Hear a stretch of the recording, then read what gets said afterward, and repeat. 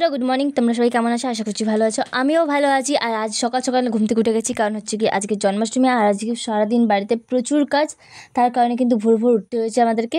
আমার মুখ দেখলেই বুঝতে পারবে এখনও কিন্তু আমার ঘুম ছাড়েনি। কিন্তু আজকে যেহেতু ভ্লগে ভেবেছিলাম তোমাদের সাথে সবটা শেয়ার করবো, তাই সকাল সকাল কিন্তু ভ্লগটাও স্টার্ট করে দিয়েছি। কিন্তু আমি যেটাই ভাবো সেটাই যে হবে সেরকম তো কোনো কথা নেই, তাই না? তাই আমার ভ্লগিংটা পন্ড করতে চলে এসেছে বৃষ্টি। কাল রাত থেকে ভীষণ পরিমাণে বৃষ্টি হচ্ছিল, আর বৃষ্টির মধ্যে বাইরের কাজ করতে কতটা অসুবিধা হয় তোমরা তো জানোই। কিন্তু কিছুই করার নেই, বৃষ্টির মধ্যে ভিজে ভিজে বাড়ির সমস্ত কাজ কিন্তু কমপ্লিট করতে হবে, কারণ যেহেতু বাড়িতে পুজো আছে এবং আমাদেরকে মন্দিরেও যেতে হবে, মানে আশ্রমেও যেতে হবে, তো বাড়ির সমস্ত কাজ কমপ্লিট করেই যেতে হবে।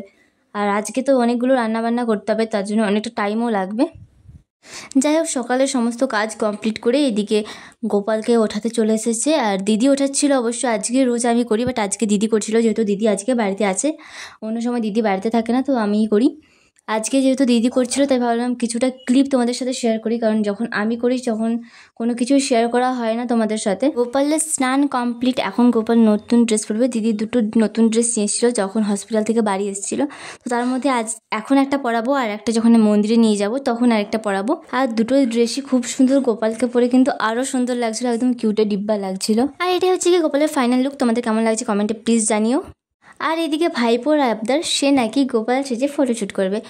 আর সকাল থেকে যেহেতু প্রচণ্ড কাজ, আমি তো টাইমই পাইনি ওকে সাজানোর জন্য, তাই দিদিকে বললাম যে তুই একটু রেডি করে দে। তো দিদি আর বড় মা মিলে রেডি করছিল গোপালকে, আর আমি এদিকে বাড়ির কাজ করতে ব্যস্ত ছিলাম। আর এই জন্মাষ্টমী এলে না, সমস্ত ছোটো ছোটো বাচ্চাদের আবদার থাকে যে তারা গোপাল সেজে ফটোশ্যুট করবে। এইদিকে আমার ভাইপো কিন্তু রেডি হয়ে গেছে। আর কেমন লাগছে ওকে কমেন্টে জানিও তোমরা।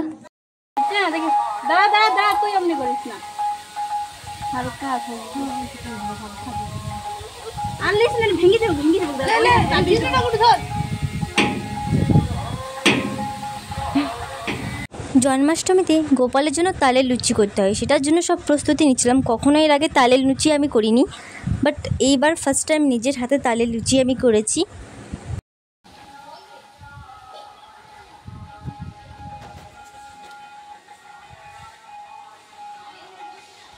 এবার শুরু করে দিয়েছি লুচি করা। আর এই প্রথমবার বোধহয় জন্মাষ্টমীতে আমি আর দিদি একা রান্না করছিলাম, মানে প্রতিবার আমার মাও রান্না করে, আর হয়তো আমি একটু হেল্প করে দিই হাতে হাতে, বাট আমি সেরকম কিছু করি না, কারণ মা দিদি সবটা করে নেয়।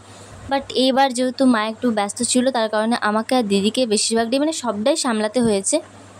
রান্না করতে করতে আমাদের হয়ে গেছিলো গিয়ে 11টা। তারপর নিজেরা রেডি হয়ে গোপালের পুজোটা তাড়াতাড়ি সারতে হবে, কারণ তারপর আবার আমাদেরকে মন্দিরে যেতে হবে। এবার মন্দিরে যাওয়ার জন্য গোপালকে রেডি করে দিয়েছি। কেমন লাগছে গোপালকে এখন তোমরা একটু কমেন্ট করে জানিও তো।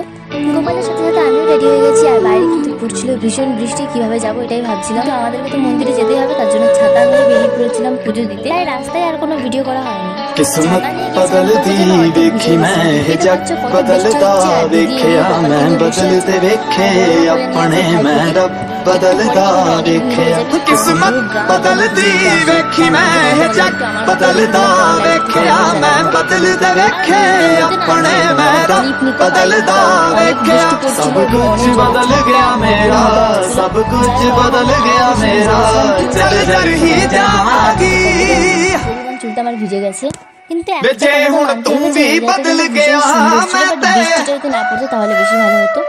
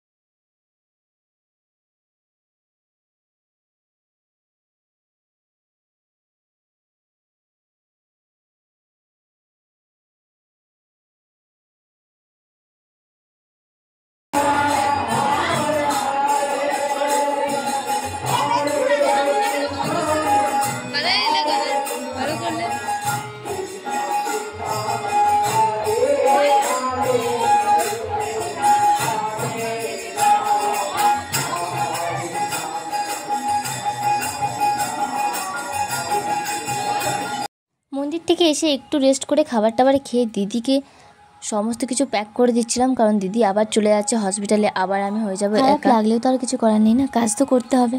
শুধু আমার না, কুকুরও মন খারাপ হয়ে গেছিলো, কারণ দিদিকে অনেক দিন পর কুকুর দেখেছে, তো আবার চলে আছে। তাই দিদিকে না ছাড়তে কুকুর একদম গাড়ি পর্যন্ত গেছিলো।